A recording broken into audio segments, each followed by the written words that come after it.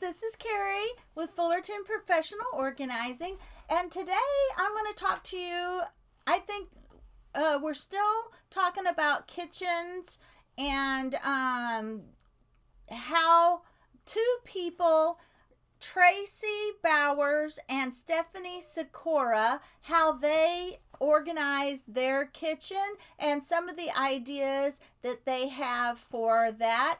I was reading up and listening to Tracy Bowers talking about the kitchen, and she says that as a young child, she learned from another lady that had a really clean home, and she asked her a few questions, and the lady said, Tracy, if you want a clean home, always put your home to bed before you go to bed. So she grew up with that idea in mind, and she now is teaching other people how to do the same. So we're going to talk a little bit about some of the things that Tracy Bauer likes to do to keep her home and kitchen tidy. And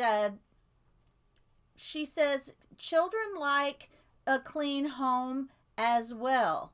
So I think most of the time when you are expecting your kids to clean, I think the reason children and family members hate cleaning is because it's a very overwhelming process.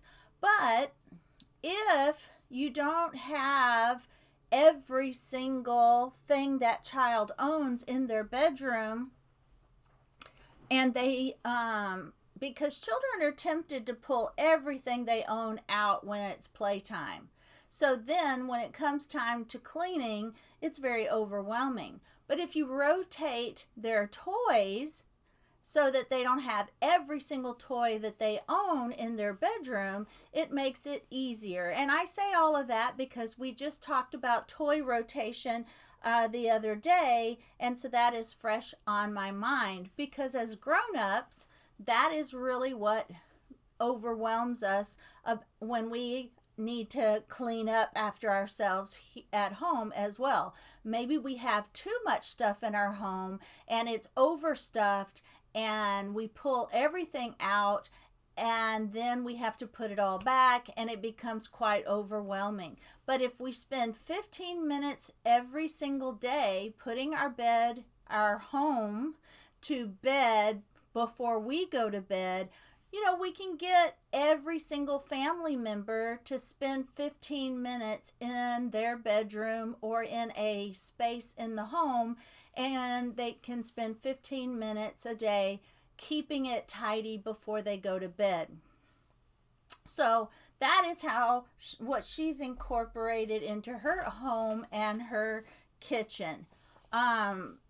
So Tracy likes to give tips and hacks on keeping the center of our home clean, fresh, beautiful, and organized. And usually the center of our homes are the kitchen. So that's why she's talking about that right now. But putting your house to bed before you go to bed, take those few extra minutes before going to bed to tidy your home. Tracy says because the kitchen is the center of the home, you want to make sure your kitchen is a desirable, beautiful, clean space that everyone wants to feel good in, including your guests. There's nothing like going to someone's home and seeing food, on the tables and dishes, dried up food, and no one feels welcome in a space like that. And I've been in places like that. You don't have to be rich. You don't have to have anything fancy.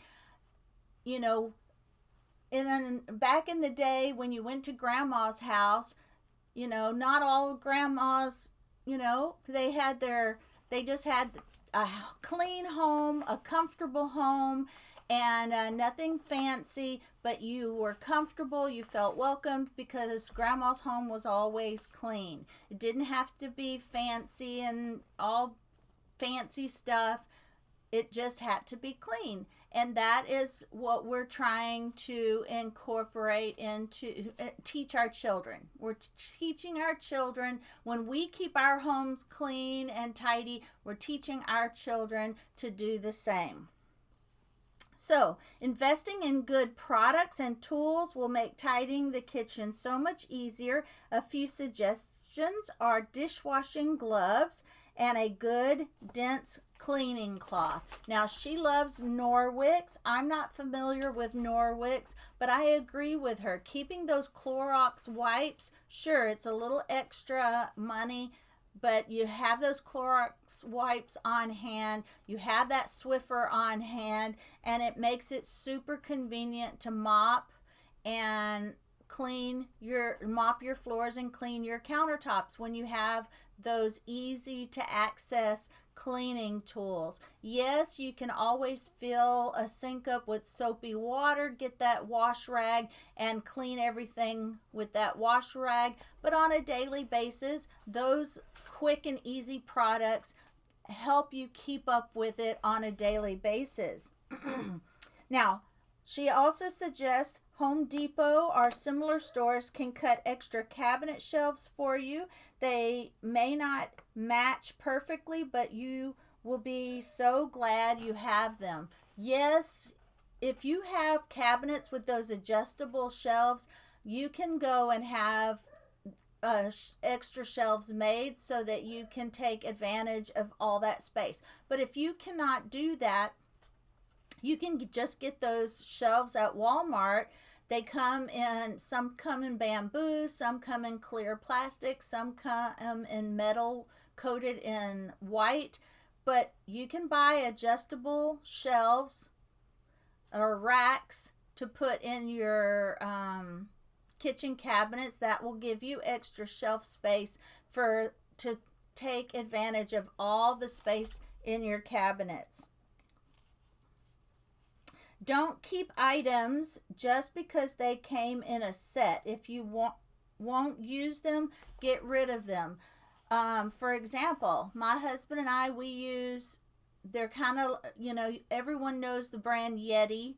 Ours are not Yeti brand, but those cups that keep your coffee hot and your cold beverages cold, those are what we use.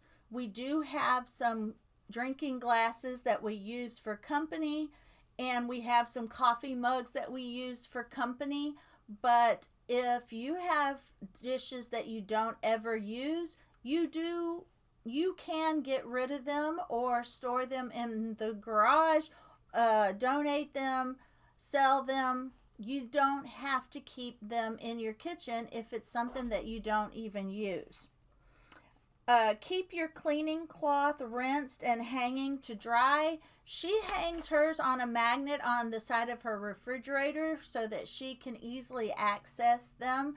I like to keep mine out of sight, so I have hooks underneath my sink that I put my sponges or rags or any of those little items that I have to grab for cleaning. I have that under the kitchen sink. So it can air dry, and it's very convenient. She says only keep things in your kitchen that you use on a regular basis. You don't want your cabinets to be crammed full. For example, all those Christmas dishes that you're fixing to pull out pretty soon, whenever Christmas is over, store them somewhere other than your kitchen. Put them in, if you have shelves so high in your kitchen that nothing up there is ever used, store those there. But if you use all the shelves in your kitchen already, then store those seasonal dishes in a container with a lid so you can keep all the dust and grime off of them, and store them in the garage or somewhere else so they're not taking up all the space that you need for your daily use items in your kitchen. It just depends on how big or small your kitchen is, whether or not you have space for all those things in there.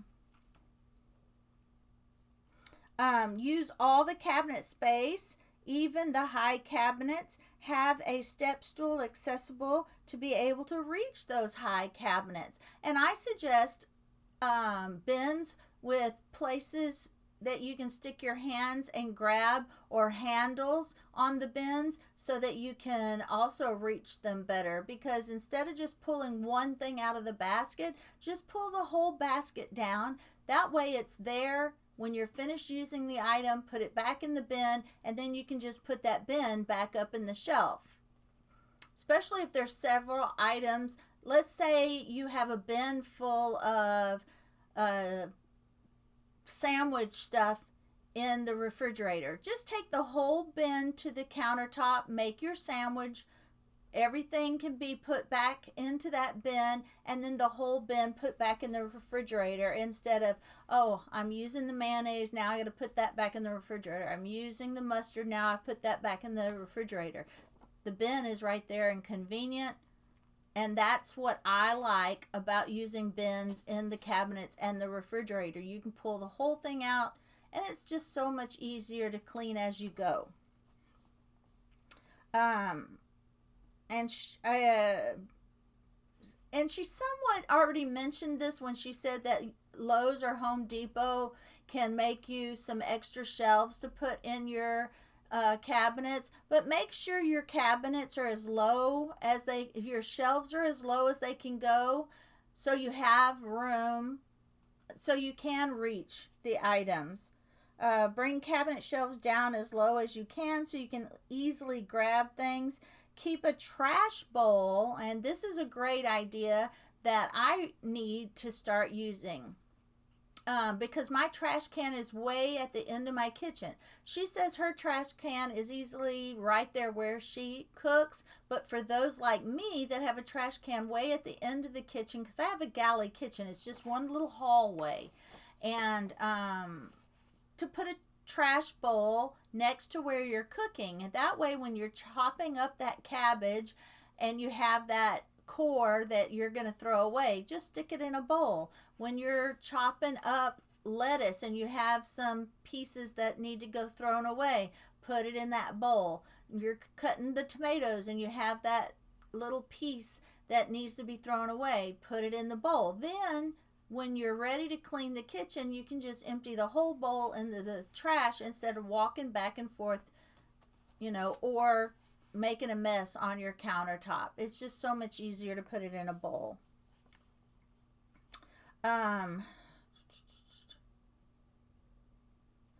And then make sure everything has a home in your kitchen. Speaking of making sure everything has a home in your kitchen, now we're going to go on to Stephanie Sikora and what she suggests for kitchen organization. She says she recommends having zones: cooking zone, dishwashing and storage zone, lunch prep zone, entertaining and serving dish zone, baking zone, all the zones that you need in your kitchen.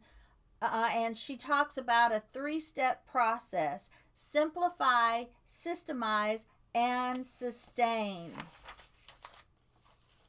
Now, the first thing she wants you to do is set goals. Ensure before you can start to organize and create those systems in your kitchen, you need to consider what is the goal for your kitchen. And these are some things that your goal may be one of these things or all of these things. But are you envisioning a space in your kitchen that is calm with clear countertops? Are you considering a space that is easy to get everything you need, easy to make meals and feed your family, or all of the above? Now, we're talking about the cooking zone first. And she says, go through the cabinets and drawers around your cooking space and pull everything out of the drawer or cabinet. Now, if this is overwhelming, just start with one cabinet and one drawer. I know a lot of organizers want you to pull every single thing out, but sometimes there's not enough time in your day, or you have way too much stuff to pull it all out. So, for each item, decide if you will keep it in the cooking zone or store it in another zone, or donate it, or is it trash? To keep things organized, set up a space, box, or bag to group each of these items. You've taken them and now you're going to categorize them. To help determine whether to keep in the kitchen zone or move elsewhere, ask yourself, is this something I use when I cook? Do I need to easily access this? And how often do I need to access it? How often do you use it? Now, I had a lot of stuff in my kitchen that I was like, do I use these items or do I not? So I loaded them all up in a box and I put them in the garage. And everything that I needed to use on a daily basis, I would pull them out and put them back in my kitchen. But that was just to figure out, do I really use it or not? The things that I didn't use, if they stayed in there for 6 months or a year, then I donated the whole box, because then I realized I either grabbed something else and used it or I didn't use it. And then there are a few seasonal items that I now store in bins with a container so that they don't get dusty, and those do stay in my kitchen. In my garage until I need them for the season. But I also have seasonal decor that I keep with those seasonal dishes. So now let's see what she says. Items you rarely use but want to keep, such as serving platters or rare gadgets, may be better stored in another area of the kitchen, such as the dining room, or up in the highest shelf, or in my case, in the garage, because I didn't have room in my kitchen. The key is that you want to reserve your prime real estate for what you really use in the kitchen.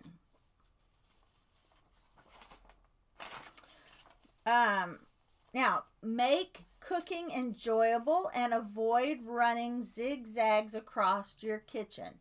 Put things away easily so piles do not form on your countertop.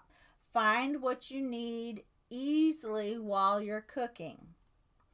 Now, spices. Store horizontally in a drawer alphabetically so you know what you have and where to find it, and put it away easily. Now, if you do not have a drawer, I do not have an extra drawer to put my spices, so I have them in the cabinet in Lazy Susan's. And what I also did was I have all my just basic spices on a double decker so that I have those little spices on the top and what will fit in the bottom. So I've got that double decker. And then I have my special seasons that I use just for chicken, and all my special seasonings that I use just for beef. Now, some of those can be interchangeable, but basically I have my chicken spices and my beef spices. But I do have a lot of tall spices that I get at Sam's Club, and I do not have those on a Lazy Susan. Maybe I might see if I could get a larger Lazy Susan for those. Because they will not fit on the ones that I have purchased for the other spices. They're just too many of them, and it takes up too much space. But it would be nice if I had those also on a Lazy Susan. And then above my stove, and Stephanie does the same thing. Above her stove, she has a Lazy Susan for her oils and vinegars. And that's why I have the Lazy Susan up there for those items, is because it's high and hard to reach. So some of the stuff can get pushed all the way to the back and I won't be able to reach it. So I have it on Lazy Susan's there. Um, and that's what we're going to talk about right now. She says store on a turntable in a cabinet near the stove to make oils easy to find and grab while you're cooking. This also prevents you from losing oils or vinegars in the back of the cabinet.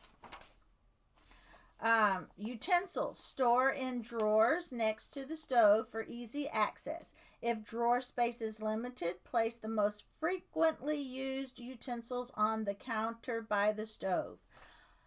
Unfortunately, I am limited also in my drawer space. So what I have is I have a hook for my utensils that will hang on a hook. They're all my black ones that I bought from Pampered Chef.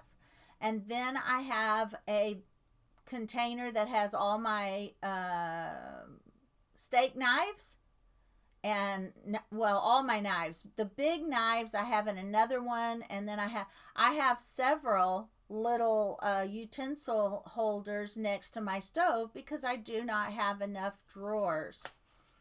And then over in my baking area, I have baking utensils, and I am able to put those in a drawer.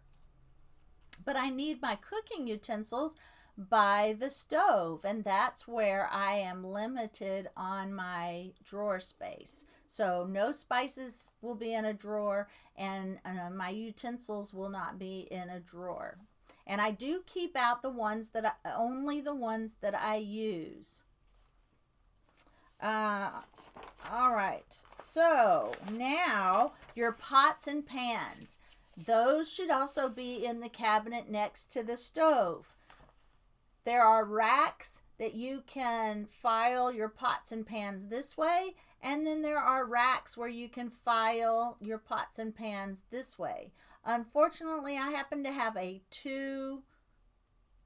one that only stacks 2 pots, so I have my 2 most used pots on there, and then I have a shelf riser, and I have my frying pans and my big soup pots on there because it's just my husband and I now, so all the rest of the pots and pans that I use when I have company are in the back corner.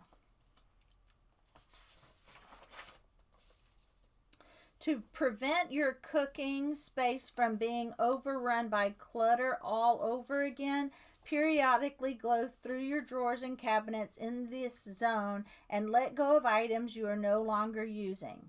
If you bring in a new utensil or pan, check to see what you can move out. The rule move in and move out another item. Move any items you are not using as often in those higher cabinets or move them out. All right. Now for your dish storage. Dish storage should be stored near your dishwasher and only keep the dishes that you use on a daily basis, because if you are the type that needs a little extra motivation to wash your dishes every single day, if there's only 2 of you and you only keep 2 plates in your cabinet, then you have to wash those 2 plates every day to use them the next day. So that's a little extra motivation there. Okay, so we're going to skip some of the dish storage because pretty much it's plates, bowls, and cups, and we already talked about the fact that if you don't use the cups, then go ahead and let them go. And then your storage dishes. Some people like to store their storage containers, their food storage containers, with the lids, and some without the lids. I have 2 bins because I have rectangle glass storage dishes, and I have square storage dishes. They all were part of the same set. I put the square lids together in a bin, the rectangle lids in a bin, and the bottom cabinet, and I have all my glass food storage containers stacked inside each other in the cabinet next to the refrigerator. Some people have drawers that they can put those in, and that works too. All right, now lunch prep. Pull out all of your lunch making supplies: containers, lunch pails, baggies, water bottles, silverware, napkins. Determine how much you actually need to prepare lunches and keep all of that together. Clear a cabinet or drawer near your refrigerator or pantry for these items. The lunch prep zone is getting crowded. Go through it, clean it up, keep it nice and tidy. I don't necessarily have a lunch prep area, but I would probably consider my lunch prep and my food storage area the same area if I did. And I would probably, I had a cabinet that I didn't use on the other side of my refrigerator. That's where I used to keep the kids' lunch boxes. But you know what? I always sent my kids to eat lunch in the cafeteria, so I didn't have that, but I always made my lunch, but I always made it as soon as supper was done. I put the leftovers in a container ready for me to pack in my lunch box. Sometimes I kept my lunch box right there in the refrigerator. That way I put the leftovers in a container, put it in my lunch box. Then all I had to do is grab the lunch box as I was leaving. I know Nikki Boyd from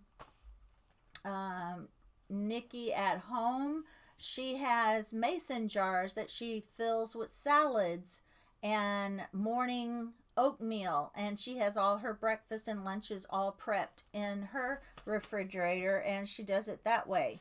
So now, real quickly, entertainment items. Items you rarely use but want to keep maybe better stored in another area of your kitchen. And we already talked about that. All right, now here's a little overview. I know we kept this podcast a little bit long. Right now it's 27 minutes. So when we're done, we will have had 30 minutes of kitchen ideas. But I think they're very, very helpful. And I think you'll find that Stephanie Sikora helps have an organized kitchen by teaching her 3-step system: simplify, systemize, and sustain. Before you begin to organize, you need to consider what the goals are for your kitchen.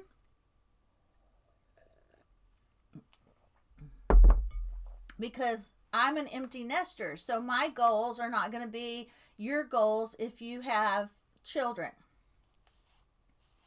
or if you work every day outside the home. Now, Stephanie says when we have an organized kitchen, we have more efficiencies, we save time, we save money, and as a mom of 2 small girls, I know firsthand how important that is. As you begin to simplify, grab a box or bag for each category of keep, store in another zone, and trash and donate. She has a bin for the things she's keeping in the kitchen, things that she's going to store somewhere else, and a bin for trash, and a bin for donations. She says reserve the prime real estate around your stove for regularly used items. Pare down dishes to what you actually need. As a guide, look at how many dishes are already in the cabinet when you are putting dishes away. This is how many you do not use. If you are washing 2 dishes every day, then you don't need the other dishes. You're only using 2 dishes a day. So those are the ones you're going to wash every day. In addition to having all your lunch making supplies in one place, your system could include preparing the food items in advance to keep the process running smoothly. Each event or holiday that you pull out your entertainment pieces is an opportunity to see what items are not getting used anymore. You may have seasonal items that you can let go of because you no longer use them. Pull everything out of the space for each item. Decide if you want to keep it in its current zone, if you need to store it in another zone, or let it go. Systemize the zone by finding the appropriate home for things. For example, spices are best stored horizontally in a drawer where it can be found and put away easily. But if you don't have that, we talked about the lazy Susan. And last, the next thing you want to prevent your kitchen from being overrun by clutter all over again. So do all of this periodically, going through the areas and letting go of things you no longer use. Use the one in and one out rule. If you buy a new item, let go of an item so that you don't overcrowd your kitchen and you're not overwhelmed with all the cleanup needed to keep your kitchen tidy. All right, guys, that was a little bit long. It was 31 minutes, but I think it was very, very helpful. And I will see you in the next podcast. I appreciate you. Thank you for watching.